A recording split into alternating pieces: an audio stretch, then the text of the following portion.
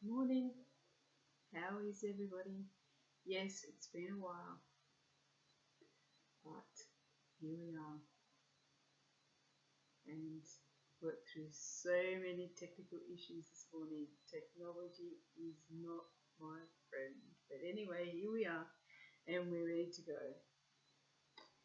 So I thought I might just burn some paleo santé. Let's see how we go.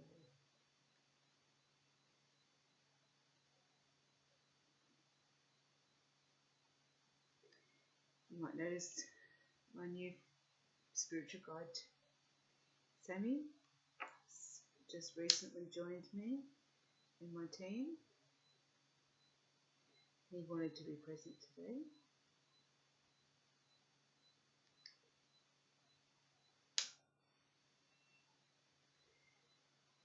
Okay, so a bit of a tough subject or a bit of a learning subject maybe as well. Like, it's just different, just stuff that's been spoken to me in the Uber. If you, those that don't know, I do Uber driving on the weekend. And it's quite good and I like it, and I get to talk to a lot of people, and it's quite interesting, fascinating to talk to people that have got some sort of substance on board, because I find that their inhibitions drop and they can just say whatever, and they do say whatever, and it's quite refreshing to actually just get no, it's like no filter, and it's so refreshing to get that. But the last couple of weeks I've had a few people say stuff, the same subject, and it's like I'm thinking, okay, maybe this needs to be addressed, because over the 5 years I've done Uber, I have noticed the same thing, and maybe it's time to say something now. Please do not see this as an attack on anybody. I'm coming through this with the violet pill. I realise that everyone is on their journey, everyone is doing their soul contract, and it's all playing out. But something, it needs to be addressed, and I don't know if anyone else has done this out there. I will be interested in seeing what they have done. So the weekend I had two gentlemen in the car. One was actually my son, and they both were complaining about, or venting about, the fact that the women or the females around in the environment they were in weren't taking their, let's say, the females' advances towards them seriously. They politely said, no, I'm not interested, please step away. Say, and no. And I heard both of them say no many times. And I've had other conversations over the years with males about this as well. And the one particular fellow was nearly 50, and he had been out with his brother, which was probably at the same age. I'd say, me being me, would say that he was like 2 years either side of this gentleman. They both, he actually called them pests, because I asked how his night was, and he said, well, it would have been good had the pests not been around. He said it was still a good night, but the pests kind of like, and I had to ask him to find pests. And he was referring to the young girls who were in their early 20s. Now, this guy's 50, and I know it happens, but I'm yet to know why. Like, I have a feeling that most of the young girls and the young kids today, and now they're kids to me because I'm in my early 50s as well, and they're kids, anywhere between 18 and 30, that are going out, their kids to me. And I have noticed the young girls are very insecure. And I don't know. I don't know what the answer is. I honestly don't know what the answer is.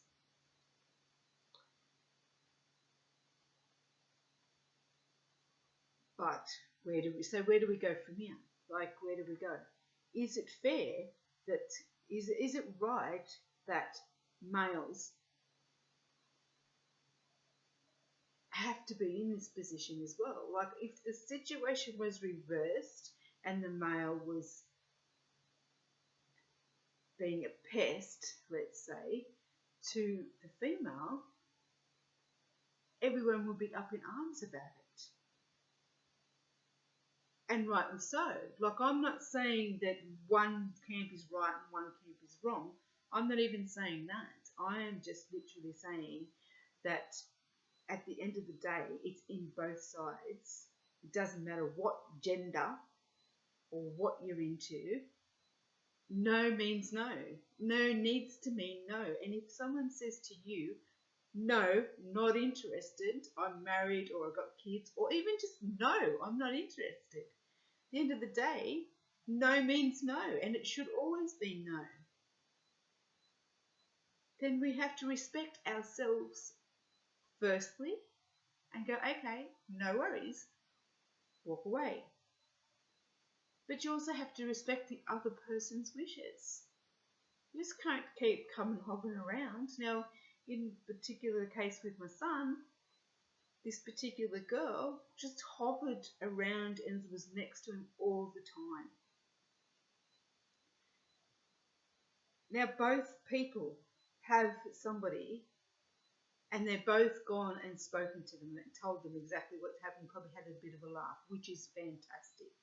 Is what needs to be happening also in relationships.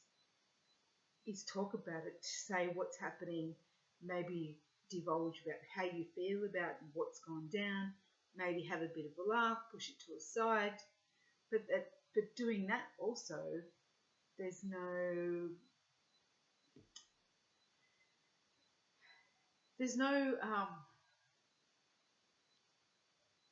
ending it. So something needs to give with the younger generation as well with this. Now, I myself have had the kids actually ask, and now I don't want to get anyone into trouble either, because in the Uber we're not supposed to ask personal stuff. But hey, we've been drinking, they ask questions, and it's conversation.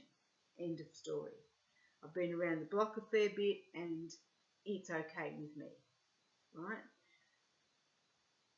And I can handle that. So I've had young kids even proposition me, and I'm going, no, mate. It's like, you're old enough to be, you could literally be my grandson. Like, that's how old I am. But I just don't understand why the young kids now are trying to go in with the older people. Like, are they needing guidance? Like, this is the thing. Are they needing guidance? Do they not have anywhere to go to get this guidance? Like, if you're a young person watching this and you've been in that scenario where either someone's not listened to you when you've said no, or you've not listened to somebody when they've said no, contact me. Talk to me about it. Because I'm here to help. I'm here to make things better. And it's just going to get people into trouble. And sometimes innocent get into trouble about that, because when you say no and it keeps going on, it just leads to all sorts of problems. And that's not where we need to be going either. So, yeah, just a bit of a touchy subject, tough subject to talk about. I know there are other subjects out there that need to be talked about, and they are coming.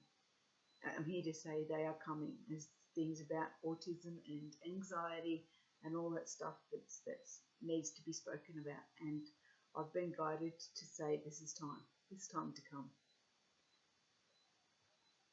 You know, we all complain. People complain about how the world is, how it's this, that, and the other. But do they do anything about it to fix it? Do they fix anything? They can't fix it on the outside. This is the answer too. This is the question or the answer.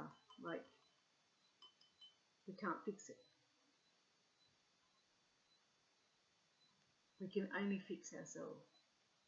So if you're not liking what's on the outside, look at you. It always comes back to self. Always. Always comes back to self. And you have the answers within you. If your world changes and you make your life better, then you're healing others as well. You heal yourself and then you'll heal others.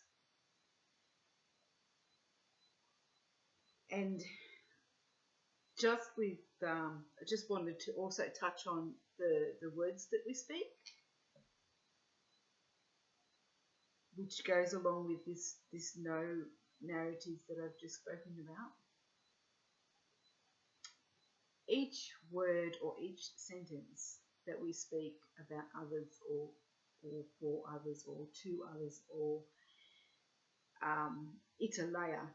It's like a spell. It's a layer, as like another layer that goes onto that person. So if you're bad mouthing somebody because they may have done something wrong in whatever scenario, okay, they may have done something wrong, but where's your part in it as well? Where's your part?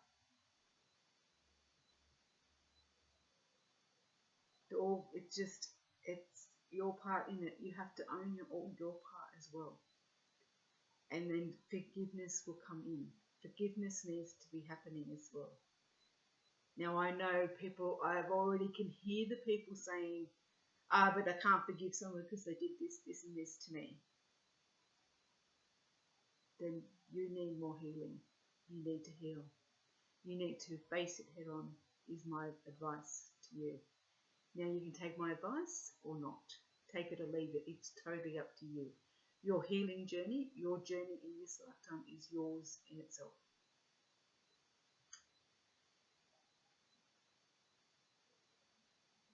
But how is it fair that then you go around bad mouthing someone? Because at the end of the day, it's just going to come back to you and with a vengeance. Because what you put out comes back. No matter what, whether it's negativity or whether it's positive, energy comes back. It always comes back. My go-to and what I've been following, and I love this book, and it's called Your Word is Your Wand. So your wand. So literally when you speak, it's like a spell. You're casting a spell. So you need to be careful what you actually say. You need to be careful what you put out there. You need to be careful how you talk to yourself. You need to be careful how you talk about others, how you talk to others. You also need to be careful how you say stuff, what words you use. There's ways of saying things without in a negative way. So, for example, money. So this was a big lesson for me. I used to say, I'm always broke. I never got any money. Guess what? That's what always was going to happen. I was always going to be broke, and I was always not going to have any money. Now I change it up and say, the money is flowing. The money is coming. The money is here.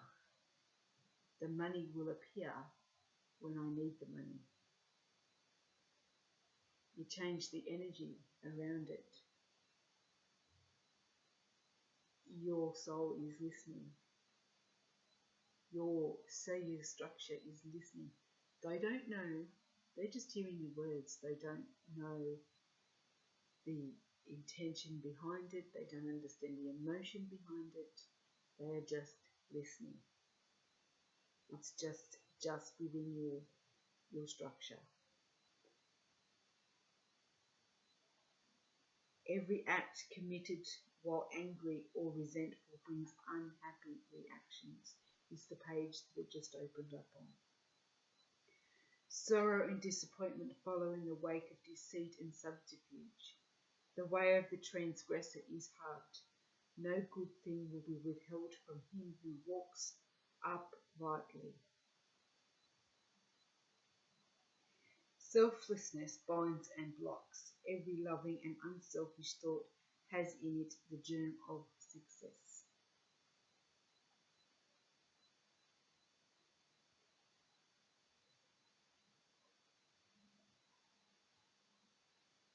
Be not weary of make-believing. When you least expect it, you shall reap.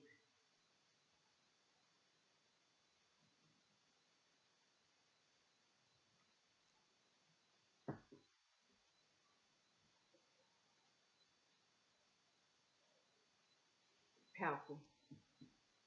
Just simply powerful. And it is a practice. I'm not saying that it doesn't always happen. I'm not saying it's going to happen overnight, but it's a practice. And the more you practice it, the better you're going to get at it.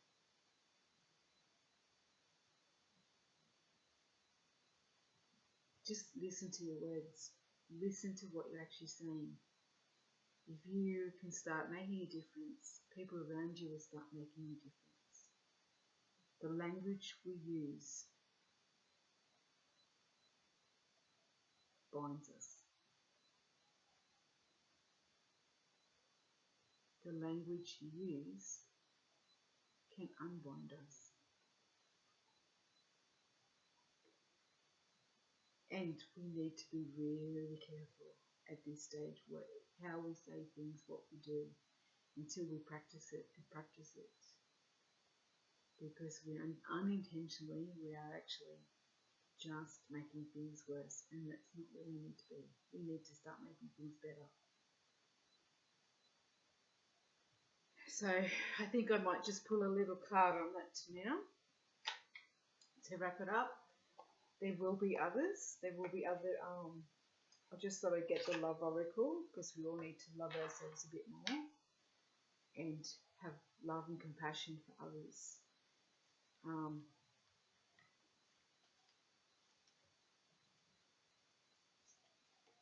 Young ones, I love you dearly. I really do. There's no. I see everybody as they are. I see them. I understand them. I know you're only finding your way. You really are only finding your way through the world, this world that we live in at the moment. And technology is, great as sometimes, but it's time to put it down a little bit, I feel. It's okay to just leave it and not use it. Maybe read a book, write a poem, do some art, do something. Okay, we'll just pull a card, see what we get today. Oh, there you go. One just popped out. What's this one? A message for you. I'm thinking of you this very moment. Your love fills me with light. I love you. And your love does fill me with light. I'm here. I'm of service for the greater good for everybody.